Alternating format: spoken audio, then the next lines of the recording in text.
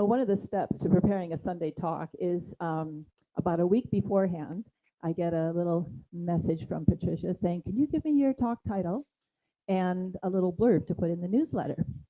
And so, at that point, of course, I have no idea what I'm going to be talking about. So I settle in, and just listen. And this time the word cultivate wholeness came to me, and I thought, okay. So I shot off something to Patricia. Then a few days ago, I sit down and I start looking at this. I thought, okay, so what does cultivate mean? What does wholeness mean? How do they work together? Why did I choose these words? Well, the words are always come to assist us, right, and support us. And one of my great joys is preparing a Sunday lesson so that I can learn from that. So thank you for being here with me and doing this learning with me. So maybe the reason the word cultivate came to me is because it's springtime, right? It is gardening time. So that's one way that we can cultivate. And another way that we use the word cultivate is to support or to care for instance, cultivating a friendship or a relationship with someone. So I spent some time contemplating what does cultivate mean, and I came up with these three words, these three aspects of cultivate: care, attention, and action. Care, attention, and action. They're all necessary, and each plays an important role. I think we're going to adjust the sound here a little bit. Each one plays an important role. So I have flower beds that I cultivate every year. And I have the greatest success when I use all these three aspects. So care, start with the heart. I love my garden. It brings me great joy to walk through it and to notice its beauty and the splendor and just the pure beingness of the mostly flowers I do cultivate. So I love my plants and I care about them. But if I only felt love, I am not sure the garden would look so beautiful. So one day a fellow was driving through the farmlands of Kansas and admiring all the bounty and the plenty of what the fields were growing, and he saw the farmer in his tractor, and so he stopped and he called the farmer over and he says, "Isn't it amazing what God has done?" And the farmer said, "You should have seen it when only God was looking after it."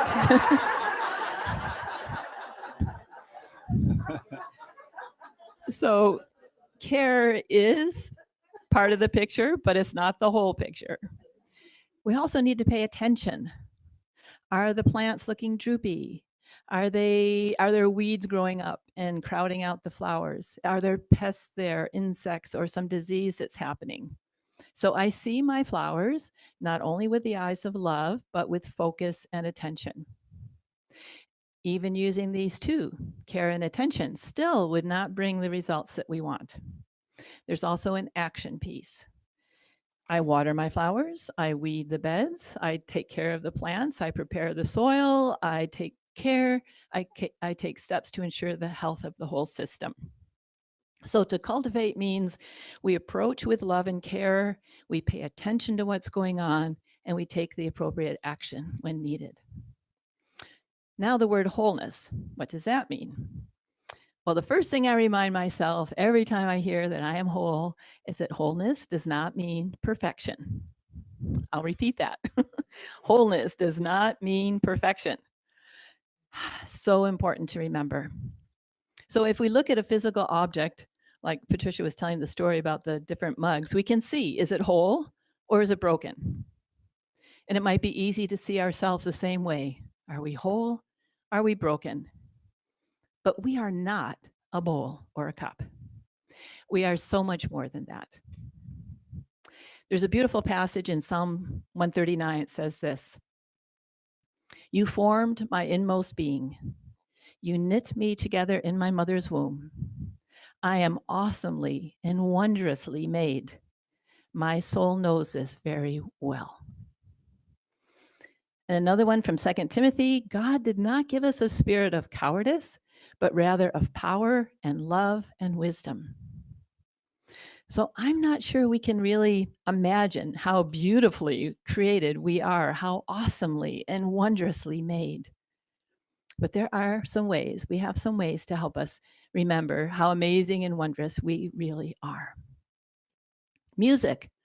In New Thought, we have this great, great music that is inspiring, that helps us remember who we are, our divine nature. I think of the song, I know you've heard me say this before, but it's so powerful in the phrase in the song, Spirit Led, Spirit Fed. There's a line that says, I am made complete in the divine. I am made complete in the divine. And just before that, a little phrase says, nothing can be added to me. Nothing can be added to me. Think about that. I am made complete in the divine. So really, are we living our lives as if that were true? Are we living wholly, whole, complete? If you watch very young children, you will see that most of them have a pretty good sense of how wonderful they are, which is probably one of the reasons why they're so appealing and so sweet to be around. Have you ever seen small children finger paint? You know, they just get in there and they're having a great time. They're not concerned if they are doing it right or wrong or what the result is or if it looked like what they thought it was going to look like, right? Once they get going, actually, they're kind of hard to stop. Maybe some of us have had fridges filled with finger paint or school, art projects from our children at a young age. They don't doubt themselves. So I used to work in an alternative school, and one morning the children in kindergarten were finger painting, and I went down and I went up to this little guy and I said, "Oh my gosh, you are doing such a great job." And he looks up at me and he goes, "I know." "And I can whistle too," he says. It's like, oh my gosh. But a lot of us, probably even most of us, lose that sense as we start growing up about how amazing we are. We hear things that people say, the way people treat us, messages that we get, and we start losing that. Yes, I know I'm amazing. I think that one of the greatest gifts of the teachings of unity are found in our principles, right? The first one, there is one presence, there's one power, it is all good. And the second principle, as creations of that one creator, our essence is divine, and we are also all good. So how do we cultivate our wholeness, our wondrous and amazing selves? So let's go back to care, attention, and action. First, with our care. Do we see ourselves as divinely created and sustained? Do we value the reality, the truth of who we really are? Can we embrace our imperfection with compassion, with kindness, with tenderness? Can we love ourselves even when we've fallen short of our expectations? There's a word I hear a lot, and for many years now, I've been easing out of my consciousness, out of my vocabulary, and out of my heart, and it is the word try. Many of us have been raised to try harder. If something was not successful, we say, I guess I didn't try hard enough. When something doesn't work out the way we wanted it to, it's like, I need to try harder. Maybe I'm the only one who said that. Whenever I hear those words, I think of a friend of mine. Joseph and I met her in India, but she was from Sweden, and she was studying Buddhism, and she wanted to enter a Zen Buddhist monastery in Japan. So she went over for the interview with the Roshi, who's the master of the monastery, and he asked her why she wanted to enter the monastery. And she said, "I'm trying to find peace." And he leans across the table and says, "Stop it." Stop trying. Can you see how through our trying, we are creating the opposite of what we are wanting to experience? And this is true for everything. Maybe we're trying to be more patient or more kind or more compassionate or more understanding, any of those things. Drop the trying. because it always takes us farther away from what we are trying to attain. So the question is, can we love ourselves just as we are? Embracing the whole, embracing all aspects of ourselves, not just the ones that we judge as good. The next step is attention. Do we notice when we are not experiencing all the blessings that life has to offer? Do we notice when we are grumpy with someone? Do we notice when we feel unworthy or left out or resigned or lost or discouraged? Did we notice our self-criticism, our harsh judgment? Are we paying attention to those messages that we are sending ourselves? You know what I've learned to do when I hear that voice? Because it comes. I learned to say with a smile on my face, "Hey, I know you. You've been here before." And that brings to mind a beautiful poem by Rumi. Perhaps you've heard it before. It's called The Guest House. This being human is a guest house. Every morning, a new arrival, a joy, a depression, a meanness. Some momentary awareness comes as an unexpected visitor. Welcome and entertain them all. Even if they are a crowd of sorrows violently sweeping out your house, emptying it of its furniture, still treat each guest honorably.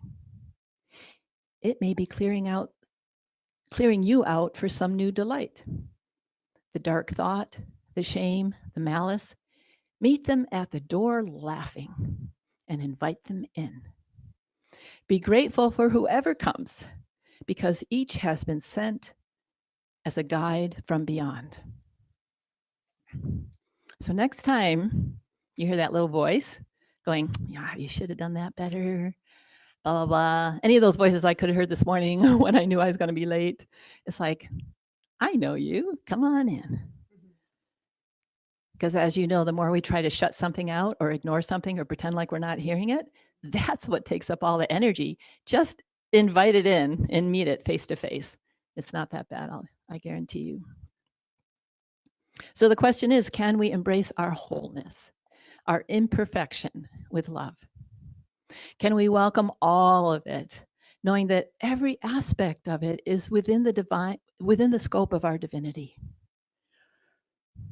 And then the third aspect to cultivating wholeness is the action step. So one way that we use all the time here in New Thought is prayer, meditation, sitting in the silence. In Unity, we look at prayer as a time to remember and consciously connect with the divine, with helping us move into our full realization of pure potential that we are.